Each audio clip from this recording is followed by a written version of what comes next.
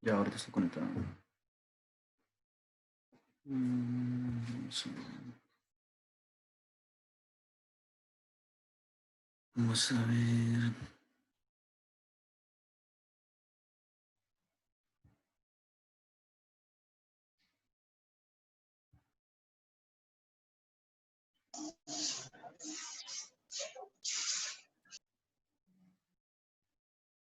Buenas tardes, buenas. Buenas tardes, Joel. Ha costado un poquito ingresar a esta reunión de Zoom, no sé por qué, pero ya vamos a comenzar. Recibieron el material para el día de hoy de laboratorio.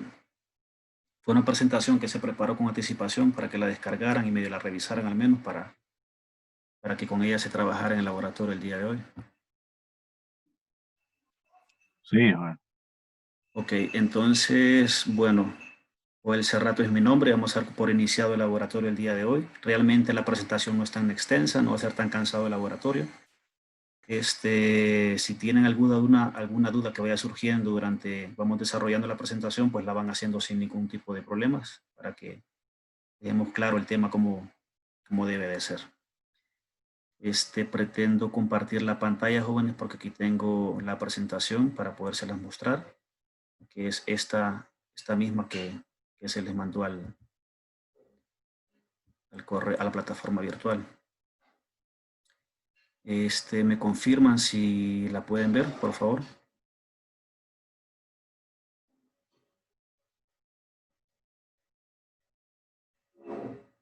Jóvenes. Sí, sí se mira, Joel. Listo, pues vamos a iniciar con la presentación.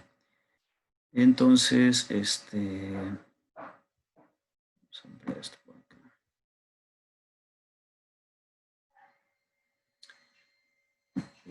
Bueno, el tema de resonancia magnética. La introducción, si alguien me ayuda, por favor, ya sea Hugo Urbina o Carla Santos, con la lectura, por favor, vamos a ir desarrollando cada una de las diapositivas de manera pausada, tranquila. La primera línea del párrafo se va a leer y la voy a ir desarrollando con la información. Si alguno me ayuda, por favor, Hugo. Ok, bueno, permítame. Es esto. La resonancia magnética es una modalidad de imágenes que ha tenido un amplio desarrollo en los últimos años. Ok, Ok, hasta ahí no. prosiga. Ok, la resonancia magnética utiliza un imán, generalmente de forma cilíndrica, en cuyo interior se coloca al paciente que va a ser examinado. El Ok, campo fíjense, magnético. hasta ahí. La resonancia magnética, si ustedes, no sé si alguno de ustedes tuvo la oportunidad de ingresar a la modalidad de resonancia magnética en el departamento de la universidad y ver la forma que tiene el equipo de resonancia magnética. Es decir, que este equipo que tenemos en la universidad, que ya va a ser presentado, por ejemplo, es una de las siguientes, sería ese el equipo que tenemos en la modalidad. Como lo pueden ver, pues el equipo es de última generación, se podría decir. Hay unos que son más avanzados, de hecho, pero este, la resonancia magnética ha pues venido desarrollándose y en este caso menciona que es una forma cilíndrica, pero no, realmente no todos tienen esa forma cilíndrica como lo pueden ver, porque si bien es cierto, con la resonancia magnética, como decía, hay una limitación, una limitante, que es la claustrofobia con todos los pacientes.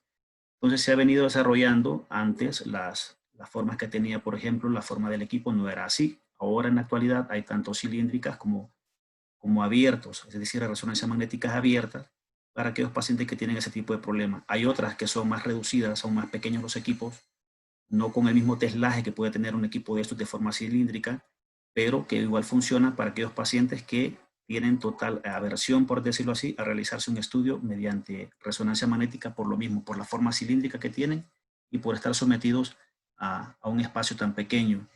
También los campos magnéticos no han sido desarrollados como hasta el día de hoy. Anteriormente eran de menor teslaje, es decir, comenzaron con 0.3 teslas, 0.5 teslas, y al día de hoy, con el equipo que tenemos en la modalidad, por ejemplo, llegamos a alcanzar hasta 3 teslas, pero para efectos de producción de imágenes diagnósticas médicas, que es lo que de nosotros, puede llegar hasta 7 teslas, un poco más. Por favor, Kimberly Gerón, si puede apagar su micrófono para que podamos escuchar y el ruido no se interfiera con la presentación, por favor. Entonces, puede llegar hasta 7 teslas un campo magnético para diagnóstico. Puede ser que si encontramos equipos de resonancia magnética con un poco más de teslaje, estos sean utilizados para lo que es la investigación que le llamamos. Siga, por favor, Hugo. Y dice, el campo magnético producido es muy intenso, en algunos casos 30.000 veces mayor que el campo magnético terrestre, perdón, equivalente a 3 Tesla. Sí, En ahí, esta, por ejemplo, ahí lo que nos quiere decir es que por ejemplo, cada Tesla es la unidad que denomina pues, el campo magnético, ¿verdad? Para que quedemos claros ahí. Cada 10.000 Tesla, por decirlo así, cada 10.000 Gauss, perdón, corresponde a un Tesla. Si tenemos un equipo de 3 Teslas en el equipo, en el departamento, significa que tenemos un equipo de 30.000 Gauss, que sería lo mismo a 3 Teslas. Como les decía anteriormente, hay equipos de resonancia magnética que sí producen buenas imágenes, pero que no tienen el mismo teslaje. Puede ser menos el teslaje, un Tesla 0.5, hasta 4 o 5 Teslas y más. Prosiga. en esta condición, en el interior de los tejidos del paciente, ha sucedido un fenómeno a nivel de los núcleos de los átomos de hidrógeno. El núcleo del hidrógeno es exactamente un protón que tiene un comportamiento como el de un pequeño imán y que se orienta con preferencia de acuerdo con la dirección del campo magnético. Ujú. Fíjense bien, todos nosotros estamos compuestos por átomos. Ya sabemos que tiene un núcleo, que tiene electrones, que tiene protones, neutrón. Y la peculiaridad con el equipo de la resonancia magnética es que nuestro cuerpo está conformado por cualquier cantidad de millones de protones de hidrógeno.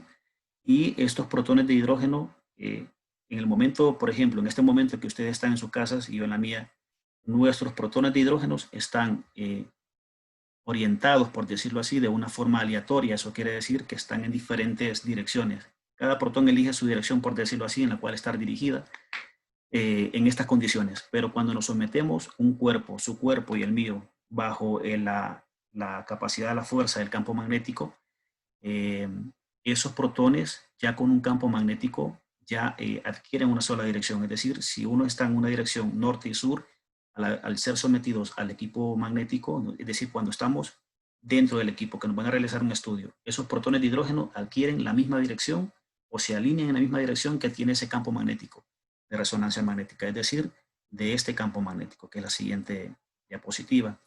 Y lo que dice ahí que funcionan como un pequeño imán es porque tienen un movimiento natural, también que es un movimiento natural del protón, en el cual se encuentra girando. Ese movimiento giratorio del protón le confiere, de cierta forma, que eso es un aspecto de la clase que se los puede explicar su docente correspondiente a la física, adquiere una rapidez con la cual el imán se convierte en un imán, un pequeño imán. Entonces, esa rapidez con que gira el protón hace que tenga esa propiedad de imán y que el campo magnético, como es más grande, el campo magnético del equipo, entonces lo orienta en su dirección. Si está orientado, por ejemplo, el campo magnético en dirección norte, una vez que nosotros lleguemos, estamos en la sala previo a entrar a esa sala donde está el equipo, ¿no? Entonces vienen los protones, están orientados en una dirección X, aleatoriamente. Pero una vez que ponemos un pie dentro de esa sala, entonces ya los protones se comienzan a orientar en la misma dirección que tiene ese campo magnético. A eso se refiere cuando dice que los protones pueden estar en una dirección aleatoria o que después se alineen con respecto a lo que es el campo magnético. Y como les decía, ese es el equipo que tenemos en la modalidad. Como pueden ver de forma general, esa fotografía fue tomada de la puerta hacia adentro y se puede ver no solamente la parte del gantry, le llamamos, donde se encuentra la parte del círculo, la dona, que es un pequeño orificio que por cierto mide 71 metros, y que eso es una de las ventajas del equipo de resonancia magnética de la universidad, que permite pues que se le pueden realizar a pacientes que son un poquito gorditos estudios de resonancia magnética porque no quedan ahí como un poco apretados, ¿no? Y bueno, en la sala de resonancia magnética, como parte del equipo tenemos eso que es el gantry, toda la parte circular que se encuentra ahí. Dentro de ese gantry se encuentra no sobre el imán de resonancia magnética, lo vamos a ver paso a paso. Pero para que tengan una idea, dentro de esa parte, el imán, las bobinas de gradiente, la bobina de radiofrecuencia de cuerpo entero, se encuentra también lo que son los controles eléctricos, electrónicos, para que con el panel de control se pueda subir, bajar la mesa. El panel de control que se utiliza para la botonería por decirlo así. Y se encuentra también la mesa, ¿verdad? La mesa del equipo de resonancia magnética que soporta una buena cantidad de libras, para también pacientes que son un poquito gorditos o para pacientes que son bastante altos. Entonces la mesa tiene su diámetro correspondiente. También se encuentra en el fondo, por ejemplo, una estantería que contiene lo que son todas las antenas que son utilizadas para realizar los estudios de resonancia magnética. Y ese pequeño aparato que se mira ahí al fondo es un equipo que sirve para aplicar anestesia, y otro que se encuentra por esta parte de acá, que es cerca de la entrada. No sé si ven el mouse. Esta parte de acá es el inyector. También tenemos un equipo para signos vitales. En forma general, eso es lo que se ve en la sala de resonancia magnética de la universidad. ¿Alguno ha tenido la oportunidad de ingresar ahí y verlo?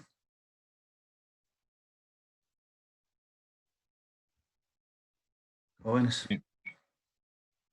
Ok. Bien. Entonces, continuando con la presentación.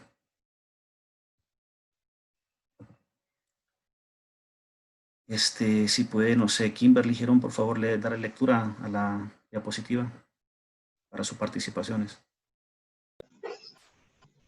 La materia está compuesta por átomos. Estos átomos están compuestos por electrones y protones que cuentan con cargas eléctricas y por tanto se forman campos magnéticos.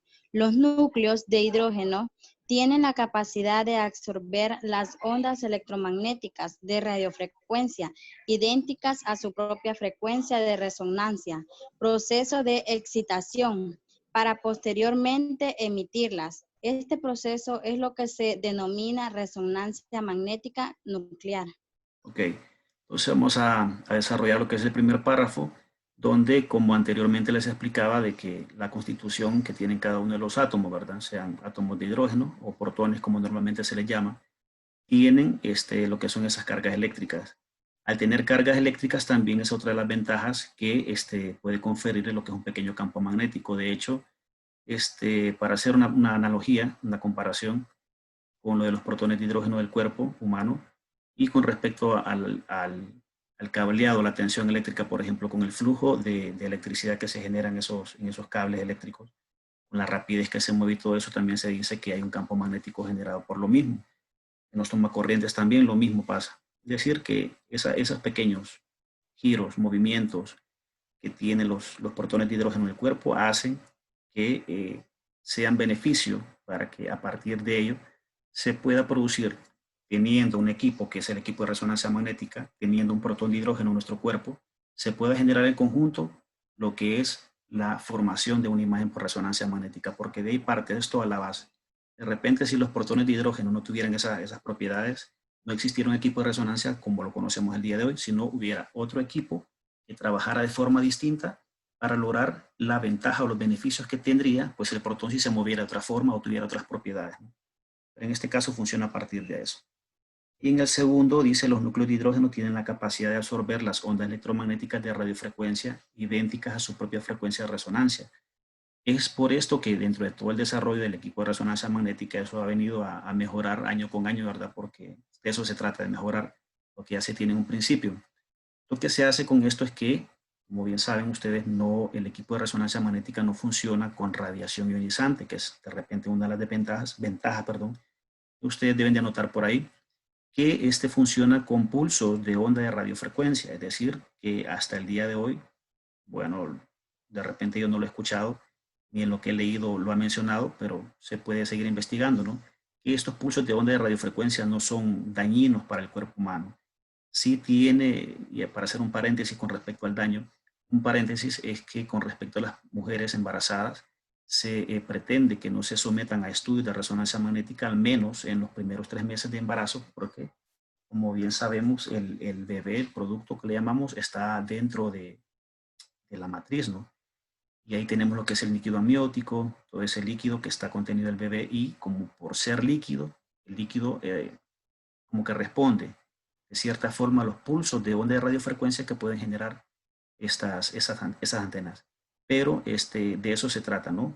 Como tienen esas propiedades que les mencionaba anteriormente con los protones de hidrógeno, vienen y entran en juego lo que son los pulsos de onda de radiofrecuencia, que normalmente están contenidos con una energía de 10 a la 6, 10 a la 8. Eso siempre está dentro del espectro de las energías, así como está la radiación ionizante, la alfa, beta, gamma, todo eso. Ahí se encuentra dentro del espectro, pero no es una forma de adquisición de imágenes donde ustedes se van a ver sometidos a algo que sea como radiación perjudicial, no, no lo es. Y dice, para posteriormente emitirlas, este proceso es lo que se denomina resonancia magnética nuclear, es decir, que las antenas van a emitir un pulso de onda de radiofrecuencia, como les decía, contenido dentro de la energía de lo que es de 10 a la 6 o 10 a la 8, para que estos protones puedan resonar.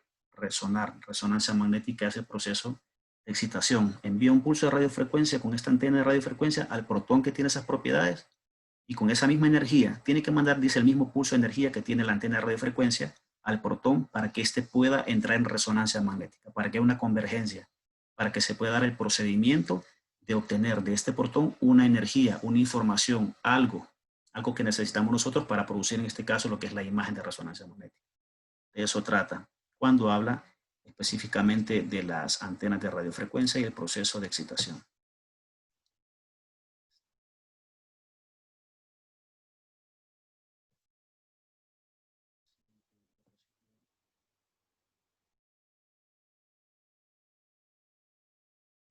Aquí hay un video.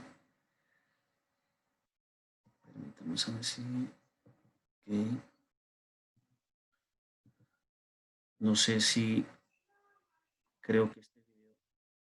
Me dicen si se logra ver el video, jóvenes. Si no, se lo voy a tener que mandar por, no sé, un grupo de WhatsApp a alguien específicamente para que lo pueda repartir. Hemos hablado de diversos descubrimientos que se han logrado. ¿Se ve la imagen y se escucha bien el sonido? Sí.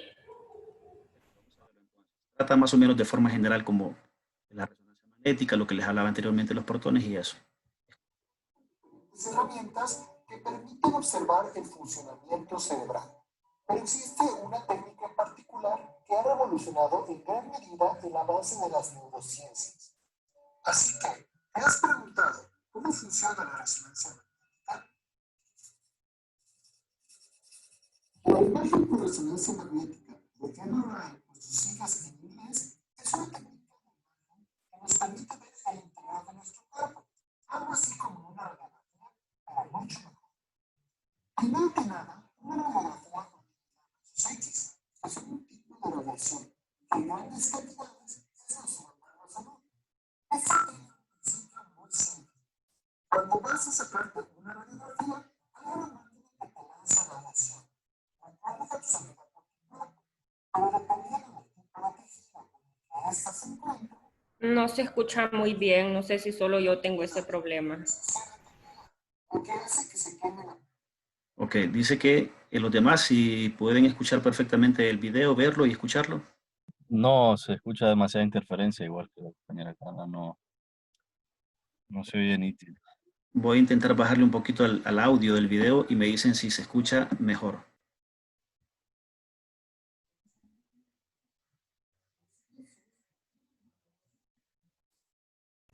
No, ahora se escucha menos. ¿Se escucha menos? Ok. Entonces... Sí, yo igual escucho lo mismo. ¿Mejor ahí? No, está igual. Ok, perfecto. Entonces lo que vamos a hacer es, alguien de ustedes que me pueda agregar para que yo pueda enviarle a esta persona, o no sé si me quieren agregar dentro de su grupo de WhatsApp que tenían anteriormente, solamente para enviar, son 2 videos. Realmente creo que si se escucha y se ve de esta forma igual se va a ver el siguiente. Entonces solamente es para inducción, algo de lo que ya les he platicado, protones, electrones, y la formación de la imagen es corto. Y es bueno, así es que me agregan y se los envío el día de hoy al terminar el laboratorio. ¿Ok?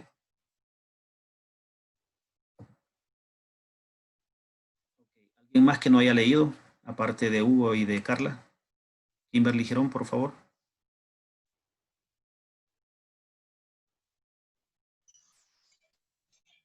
Algunos componentes fundamentales son el imán. Es el responsable de la creación del campo magnético externo.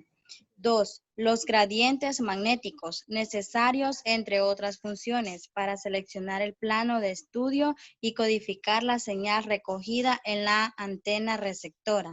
3. El sistema de radiofrecuencia. Comprende el conjunto de elementos indispensables para transmitir y recibir los pulsos de RF, radiografía. No, eso Verifique. significa ¿Cómo? radiofrecuencia. Ajá, radiofrecuencia. 4. El software para programar, procesar la señal y reconstruir las secuencias. 6. El monitor para observar las imágenes. Ok, entonces estos son algunos de los componentes fundamentales, ¿verdad? Dice que el imán, por supuesto, el imán es el responsable de la creación del campo magnético externo. Podría decirse que el imán es como la cabeza o el cerebro de cierta forma del equipo, ¿no? Porque este es el que produce el gran campo magnético al que vamos a someter a los protones o al cuerpo humano o a la persona o al paciente en su defecto, para que se pueda producir con todos los demás componentes que se nombran en la parte inferior, lo que es la imagen de resonancia magnética. Entonces se podría decir por una parte de que el imán puede ser la parte principal del equipo de resonancia magnética, porque ese sería prácticamente el fundamento por el medio del cual funciona y se producen las imágenes. El segundo dice los gradientes magnéticos. Con los gradientes magnéticos, bueno, igual vamos a ver un par de imágenes acerca de lo que es el imán y los gradientes magnéticos en otras partes. Con los gradientes magnéticos dice que son necesarios, entre otras funciones, para seleccionar el plano de estudio y codificar la señal recogida en antena receptora. Esto es, si bien ustedes recuerdan, creo que se los compartieron la información con el laboratorio de tomografía computarizada en el cual solo se les menciona que se pueden adquirir, por ejemplo, dos planos, ya sea en adquisición directa de la imagen, una vez que está produciéndose el estudio o desarrollándose el estudio, se obtienen imágenes en plano. ¿En qué plano se obtienen las imágenes, Carla Santos?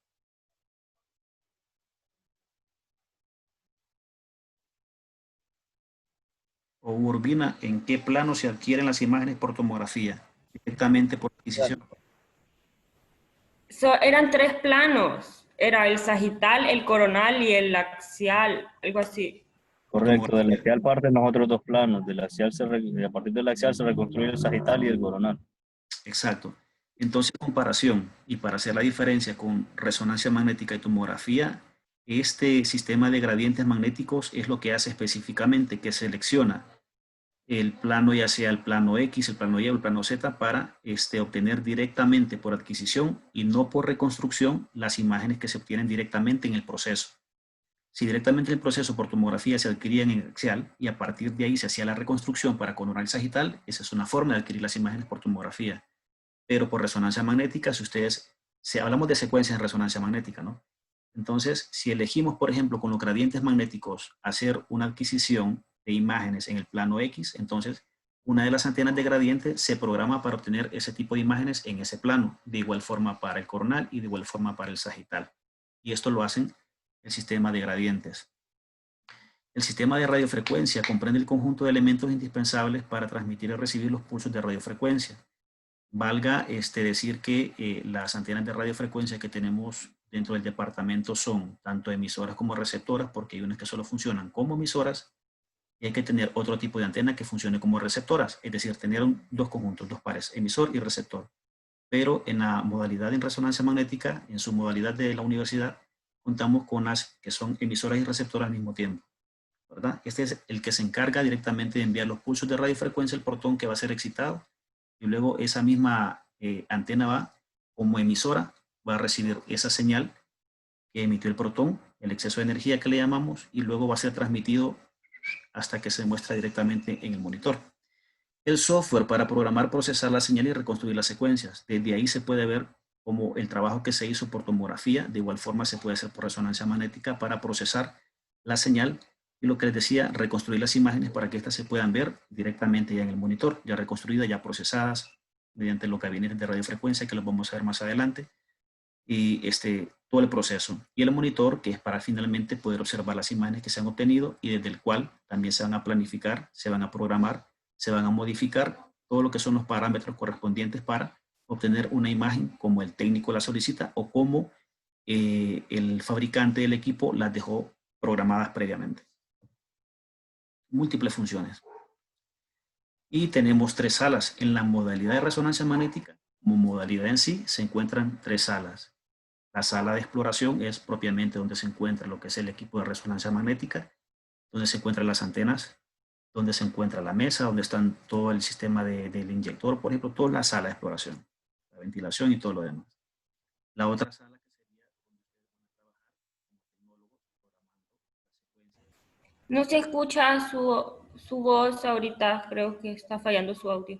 Ah, ok. Vamos a verificarlo.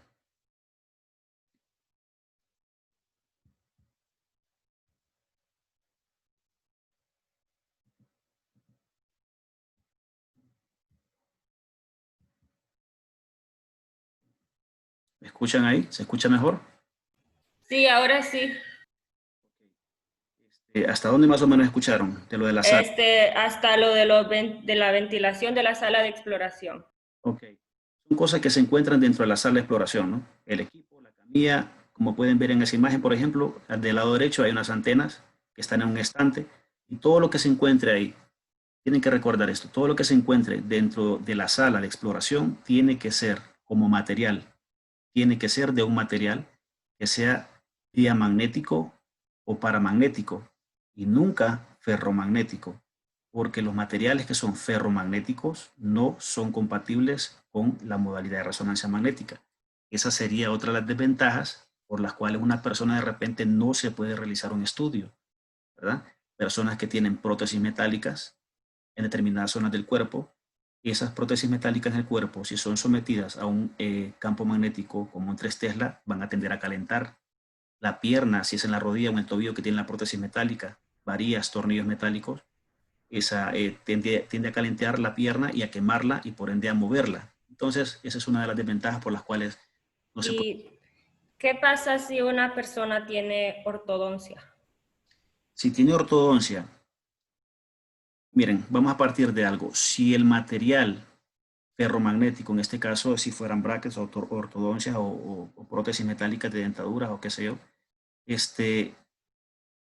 entre más cerca esté este material del centro del campo magnético, mayor susceptibilidad tendrá y mayor efecto tendrá el campo magnético sobre el material.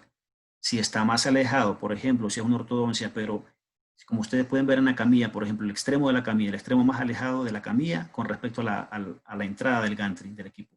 Si es un estudio de tobillo, por ejemplo, entonces se puede colocar la cabeza del paciente lo más alejado para que se pueda realizar el estudio y hay que sopesar la cantidad que tiene de material. De repente la ortodoncia no le va a afectar tanto, pero si fuera directamente el estudio, caso contrario con el tobillo, si está más alejado, no importa porque lo que se va a estudiar no es la parte de la cabeza, es decir, todo lo que sea cráneo corresponde a ser independientemente para senos paranasales, sea órbita, lo que sea, se establece como cráneo. Si no va a ser en el cráneo directamente donde está la ortodoncia, entonces se puede realizar siempre y cuando esté lo más alejado. Si fuese un estudio de cráneo, habría que sopesar si va a ser directamente el estudio directamente del cerebro, de la hipófisis, de las órbitas de senos paranasales o de otra área que siempre está incluida en el cerebro y apartar lo más que se pueda el área bucal del resto. Se pueden colocar unas bandas de saturación. De repente ese estudio sí se puede realizar, pero si fuera otro tipo de material que fuera ferromagnético, como algo directamente de hierro, como algo directamente de acero, entonces esas cosas definitivamente no van. Los brackets y de repente implantes dentales sí se pueden realizar, pero siempre se va a tener una desventaja. Siempre en la imagen hay una desventaja con respecto a lo que son metales. Sale una figura, una sombra, se podría decir. Ese es un artefacto realmente. Entonces, si esa parte metálica está directamente, digamos que es una bala, una esquirla de bala, y fue introducida, claro, en el cráneo, difícilmente se puede realizar un estudio de resonancia magnética porque nunca vamos a detectar específicamente en qué área está la bala en el cerebro. Se prefiere por eso hacerlo mejor por tomografía computarizada porque esto de los metales produce artefactos y sombras oscuras que no permiten que se pueda visualizar bien. ¿Duda? Ok. Dentro de la sala entonces de exploración dijimos que teníamos el equipo de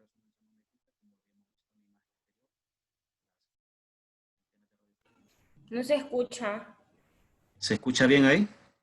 Ahora sí. Sí. Tenemos lo que es el equipo de resonancia magnética dentro de la sala. Y como les decía anteriormente, lo que es el equipo de resonancia magnética, pues cuenta en su parte interior con una serie de bobinas de radiofrecuencia, las bobinas de gradiente y el imán. Con el imán es prácticamente, no sé si ustedes han visto lo que le llamamos normalmente como carretes de cable de electricidad para las personas que se encargan de hacer el tendido eléctrico en los postes, en las vías públicas. Hay unos carretes que contienen esos alambres. Ok, miren, jóvenes, vamos a hacer una cosa. Si el tiempo se nos termina por la sesión, voy a tener que abrir otra sesión y uno de ustedes me escribe el 3360-6614 para poderles mandar el link para la nueva reunión. ¿Ok? ¿Alguien lo anotó? Yo lo tengo, usted ayer me escribió a mí, no sé si Ok, recuerda. perfecto. ¿Su nombre es?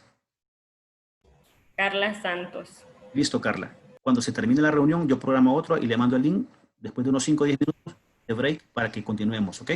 Ok. Entonces, fíjense, mientras se termine la reunión, tenemos dentro de lo que es el gantry, el imán, las bobinas de radiofrecuencia y las bobinas de gradiente. Entonces les decía que el imán en sí son enrollamientos de un tipo de alambre específico, de un material específico, que junto con lo que es el helio líquido va a permitir que se produzca el imán en este gantry. Así se produce la imantación del equipo de resonancia magnética. Mediante unos aparatos se dice que se va a levantar lo que es el campo magnético, pero en sí lo que es el imán son arrollamientos de un tipo de alambre. También encontramos lo que son las bobinas de gradiente, que son 3 pares, un par para el eje X, un par para el eje Y y un par para el eje Z. También tenemos la camilla, como él decía, que puede soportar el peso y la posición del paciente. Y aparatos eléctricos y electrónicos internos para que pueda funcionar lo que es la movilidad del equipo. ¿No se escucha otra vez? Pierde el audio un poco. Sí. Bueno, tenemos problemas con esto.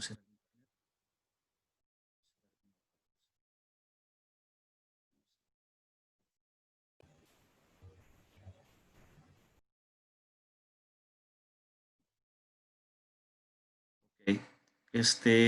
En la dona o gantry podemos encontrar, no sé si ven el mouse corriendo, lo que se llama el panel de control. El panel de control sirve para darle los movimientos de subir, bajar la mesa, introducirla dentro del gantry y sacarla a sí mismo del gantry hasta poderla bajar y sacarle paciente totalmente. Se encuentra tanto del lado derecho como del lado izquierdo. Son funciones generales de movimiento de la mesa, de centrado del paciente en el equipo y otras funciones. Y la pantalla LED que sirve para mostrar una numeración, que esa numeración va a darnos específicamente la posición que tiene la camilla dentro del túnel o dentro del gantry. Entonces, la dona o gantry, contiene una de las partes más importantes del equipo y es el magneto, es decir, esa parte circular grande. El magneto imán es el elemento más importante en un equipo de resonancia magnética y él explicaba por qué es lo que produce lo que es el gran campo magnético, hablando en teslas y la cantidad de estos teslas que sean 1.5, 3, 6, 7, 8, 9, lo que sean. Es el responsable de la creación del campo magnético principal y su potencial se mide en teslas y un tesla es igual a 10.000 Gauss.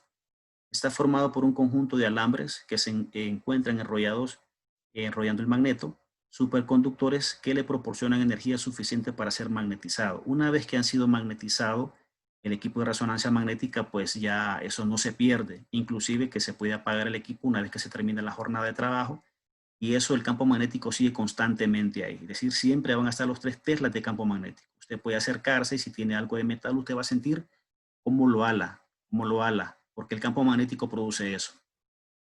Pero para ello requieren ser refrigerados por criógenos, helio líquido sometido a temperaturas próximas al cero absoluto y así producir en conjunto un campo magnético. Es decir, que son componentes internos, por decirlo así, de lo que es la dona o gantry, ¿verdad? Es necesario que esté refrigerado, casi llegando al cero absoluto de este helio líquido, para que la función de esos alambres que se encuentran dentro formando el imán pueda producir su alto campo magnético y con esto generar las imágenes por resonancia magnética. Pasa de repente que cuando hay fuga del helio líquido, entonces se va perdiendo la fuerza del campo magnético. Hay que rellenar de helio líquido esa dona o gantry y por supuesto viene el personal ya sea de la marca tipo, de Toshiba, puede ser General Electric, puede ser otro, a rellenar ese helio para que el campo magnético pueda volver a ser fluido y tenga los 3 teslas como corresponde. Entonces podemos ver imágenes de lo que son las bobinas de gradiente. Les decía que hay un par, son 2 para el eje Y, 2 pares, es decir, un par, 2 bobinas para el eje X y 2 para el eje Z. La bobina de gradiente. Los gradientes magnéticos son electroimanes resistivos que se superponen al imán principal, al imán. Están incluidos en el túnel del gantry, es decir, se encuentran dentro del gantry o dona, creando un campo magnético variable que se suma o resta al campo magnético principal. Es decir, que si teníamos 3 teslas, por ejemplo, entonces estas bobinas de gradiente le van a dar un poquito más de campo magnético, más de fuerza, y ese campo que van a generar estas bobinas se va a sumar al campo magnético principal. Su potencia va a oscilar entre los 200 y 400 Gauss. Es un campo magnético relativamente pequeño, pero que igual suma y dependerá de la corriente que circule por cada una de las bobinas. Eso pueden ser 30 miliamperios, puede ser un poco más o un poco menos. Eso va a depender. Se utilizan para producir variaciones lineales del campo magnético en cualesquiera de los 3 ejes del espacio, que son X, Y y Z, y como les decía anteriormente, pues gracias a estas antenas de gradiente, se van a producir los 3 planos, X, Y y Z, porque es específicamente la función que tienen estas bobinas de gradiente, entre otros los que se mencionaba. Las bobinas de radiofrecuencia son específicamente las bobinas que nosotros colocamos sobre el paciente para... Si es un estudio de cerebro, se colocará o se utilizará una antena para cerebro. Si es abdomen igual, bueno, la de abdomen funciona igual para tórax y abdomen. Y tenemos las de los miembros superiores y las de los miembros inferiores, pero el principio y funcionamiento es la misma para todas. El sistema de radiofrecuencia va a ser el responsable de la generación, de la transmisión y de la recepción de los pulsos de radiofrecuencia. Es decir, les decía al inicio que viene la antena de radiofrecuencia y envía un pulso, envía una excitación, un pulso de onda de radiofrecuencia al protón. Y este protón, por ejemplo, entra en excitación después de que se envía el pulso, pero luego se relaja. Esa señal que envía el pulso, que envía el protón de regreso, entonces, como es antena emisora y receptora, lo recibe igual y mediante el cableado, el funcionamiento que tiene para producir la imagen. Eso lo hacen las bobinas de radiofrecuencia. Y dice que existen 3 tipos o 3 importantes grupos. La unidad de señal de radiofrecuencia, que es que va a ser el regulador para que se puedan o puedan ser emitidas, generadas esos pulsos de onda de radiofrecuencia, y se va a encargar de generar los pulsos de radiofrecuencia y de procesar el eco recogido en la antena receptora. El amplificador de potencia, que es para modularlo, amplificarlo, disminuirlo. En general para amplificarlo porque para aumentarlo, la verdad. La energía de los pulsos que van a ser enviados y la señal de los ecos recogidos en la antena receptora.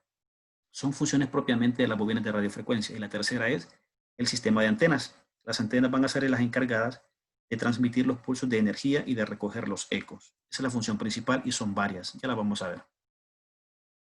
Las antenas o bobinas de radiofrecuencia pueden ser emisoras, receptoras y ambas a la vez. Les dije que en el departamento para efectos de laboratorio vamos a trabajar que son emisoras y receptoras. Las antenas de volumen, como su nombre lo indica, van a envolver la zona a estudiar por lo general.